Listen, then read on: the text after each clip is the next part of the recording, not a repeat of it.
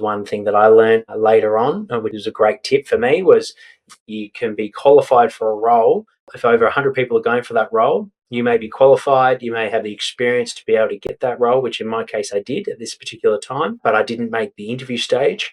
When I spoke to one of my mentors, he said, "Oh, you should have let me know, Jack. The only way that you're going to get a interview and a shot at presenting at that role is if you speak to your references and anyone that has connection with that club for them to get in contact and put you forward." And that just highlights your resume, so then it actually gets looked at. It is a game. You need to be aware how to play that game.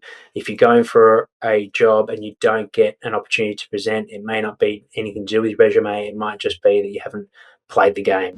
If you're looking at the fastest way, you're doing your Bachelor's of Sports Science now, you're about to finish your Masters, and you're like, all right, I need to get full-time experience and I want to get it now. I would look into opportunities to embed yourself at a club and by completing your PhD. The other opportunity, which is the road that I took, is spending about 4 years at semi-professional level until you reach a point where you're now managing a program, whether it be NBL, Div 1 soccer, NBL 1, which is the level below, or Div 1 Premier Soccer League. It might be a VAF league. It might be any of those. NAB League would be obviously a great opportunity. Any of those where you can work your way up to being a high performance manager at a state league level, including VFL, and that typically will take you about 4 years of experience. So you might have a couple of years working with the development athletes, then a year or two assisting the HBM as a 2IC, where you're leading typically the strength program. You might be helping out with the medical team with the rehabilitation. And then on the 4th year, you're now running the program. Once you're running that program at semi-professional level, you're now in the mix to apply for those full-time contracts, which will typically involve managing an AFLW program while assisting the men's program. What academic qualifications had you completed in your first full-time contract? So options are Bachelor of Sports Science Human Movement, Masters of Sports Science Human Movement, PhD, or other.